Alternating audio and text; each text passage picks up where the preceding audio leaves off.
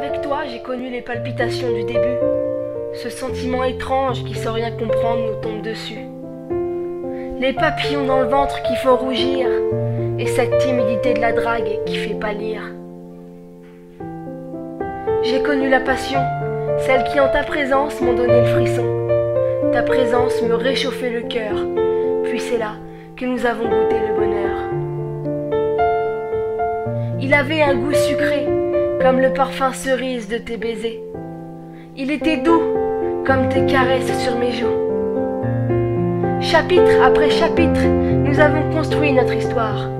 Ce roman à l'eau de rose que nous avions souhaité se transforme peu à peu en polar. Dès lors de notre nuage, nous sommes tombés. Nos mots d'amour se transforment en interrogatoire. Nos promesses de confiance se transforment en méfiance.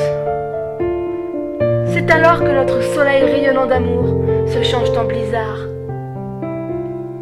Nos éclats de rire se changent en larmes. Nos paroles deviennent nos armes. Dispute après dispute, on s'est blessé. Des fragments de notre amour se sont effacés. Jour après jour, c'est la même chose qui se répétait. La routine a fini par s'y installer. Tes mains sur moi paraissent être des gants de crin. Tes baisers deviennent ta mère. À quoi bon poursuivre ces chimères?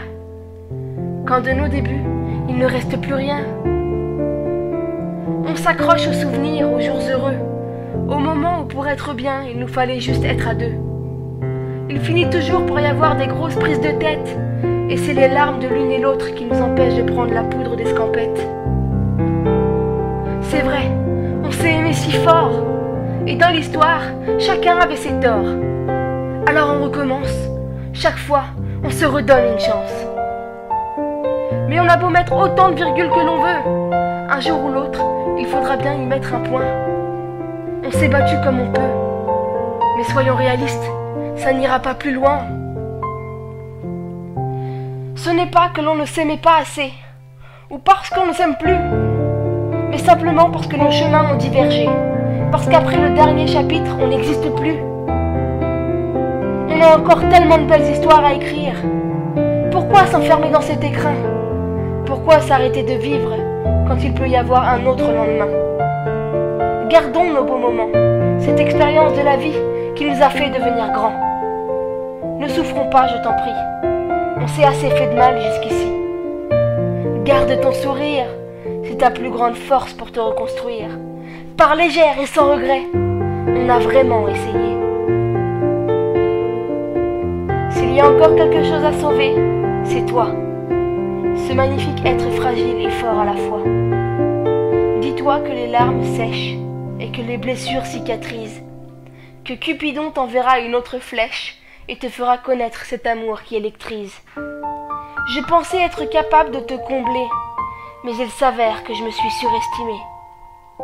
Nous aurions pu être de simples amis, tout en continuant à faire nos vies. Mais dès le début, notre histoire était subtile.